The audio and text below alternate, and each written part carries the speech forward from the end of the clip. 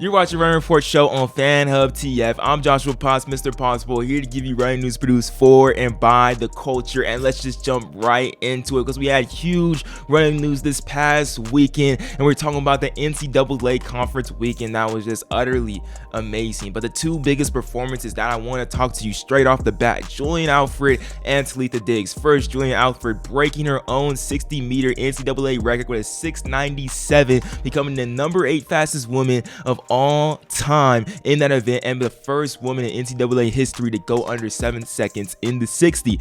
Then in Florida at SEC Championships at Arkansas at SEC Championships, Talitha Diggs went out there and ran 50:15, becoming the number 8 fastest woman of all time in indoor 400, breaking the NCAA record and breaking the US record as well in the process. Now these are two great performances, wonderful young women that are going to do great things, that were both in the World Championships last year. It got me thinking, because I don't want to dwell on this too much. It's indoor, so let's take this to the outdoors. What are the implications going forward? Who has the best chance to medaling outdoors at Budapest 23?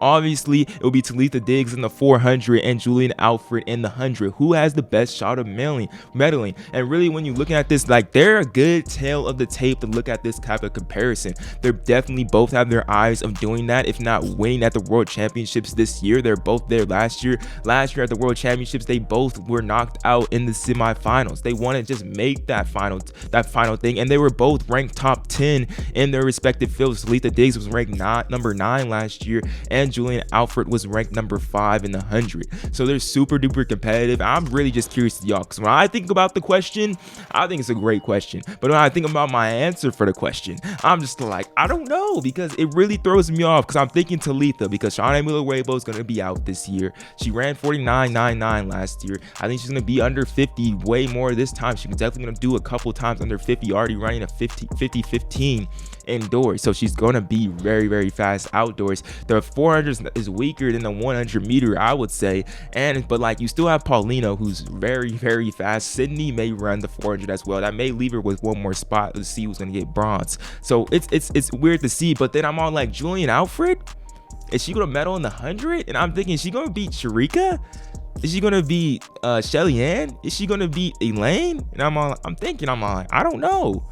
But then what we forgot to mention is that Julien Alfred also ran 22:26 this past weekend in the 200, and that's number 3 all time.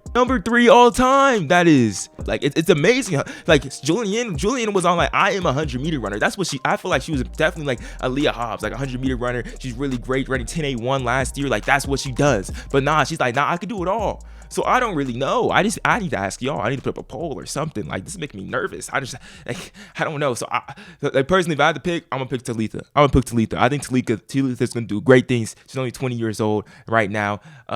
But Julien, is she gonna beat one of those Jamaicans? I just see them dominating.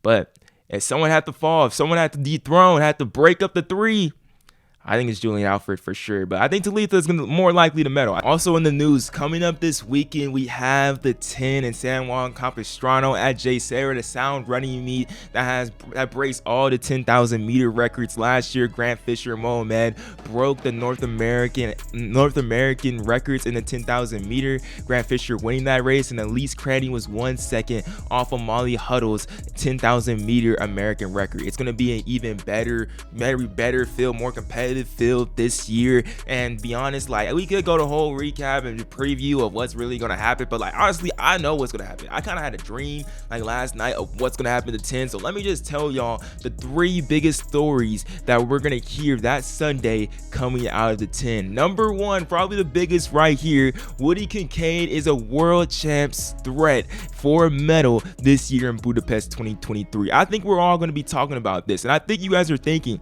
the reason why this is gonna happen, because I'm saying Woody's gonna break the American record. I don't think he needs to break the American record to be considered World Championships threat. I think he definitely needs to be just as fast as Galen Rupp's old American record, which is around 26:44. But I think if he gets under that 26:50 and wins in dominant fashion, how he has been at BU in that 5K when he broke the 5K record indoors, beating Joe Klecker, or at New Balance Boston when he destroyed that 3K field. I think if he has a performance like this, I think think there's a potential of people, not potential, there are people that are going to be saying he is a world championships medal threat, just how Grant Fisher is right now in the 10K or the 5K. He's going to be on that level, and William Kincaid has the ability to do that, especially with a deep field with Connor Mance, who is a dog, Joe Klecker, who is proven, Emmanuel Bohr, who can literally run in any type of race that possible, and then you have Sam Aiken, who's a straight dog and is always ready to run fast, and then even more competitors that are ready to run fast and just blaze up the track in Jay Sarah. So it's going to be competitive. That's going to be the story that we're all going to be talking about. Also, what we're going to be talking about is right here, Aaron Salmon can break 800-meter national records. Can he do that? Can he? I think really that's going to be the conversation going on this year about Aaron Salmon. I think he's definitely going to have a stretch of trying to break 4 minutes in the mile, but his quest is to break Michael Granville's record of 146.45, just like Kate Flatt, just like Will Sumner, just like many before him, Josh Hoey about 4 years ago as well. A lot of people have tried, a lot of people have failed. I think he's going to be on that quest, and I think that begins this weekend. He's racing that Sound Running meet in the high school boys 800 meters. I think there's going to be some great high school races, but I think Aaron Salmon will probably be the show stealer of all of that as he tries. I think he's going to be trying to make a statement, not a statement of I'm trying to break the record, but it's going to be a statement for himself. Even I don't know if he's going to go under 150 here. I don't know how fast he's going to run, but I think the fact of him being at this meeting, Jay Sarah, being at this pay-per-view, he's going to go out there and want to perform. It's not going to be a 154 like how he did in NAU. It's going to be something hot. It's going to be something fast that he's going to really try and produce this weekend. Lastly, our final story that's going to come out of Sound Running is no surprise. It's going to be Alicia Monson's historic 2023 streak continues. Her season is moving forward in the right direction. And the reason this is going to be is because Elish McClugan is going to push Alicia to the limit. This is going to be a heavyweight fight, ladies and gentlemen, that we're going to get from Alicia and Elish. They're about to go out there and run something really special. Right now, Alicia's PR is 30.51. That is about to go bye-bye. I think it's fair to expect them to be under 30.20. Elish McClugan's PR right now is a 30.19. So I think they're going to be under 30.20. I don't think Elish would show up if she wasn't prepared to run something fast like that in the 10K. But the combined speed that Alicia has gotten, getting that 4:23 in the mile and running 8:25, a US record in the 3,000 indoors, like she is prepared to run fast. That's number 6 all time in the 3,000 as well. So the strength that she already had, now adding on with the speed with that 3K and the mile, I think it's going to be a combination for success. And just look at what the on people have doing. She has to be running on confidence of all high right now. Will she break Elise Cranny's record, American record? Like I said, I don't think it matters.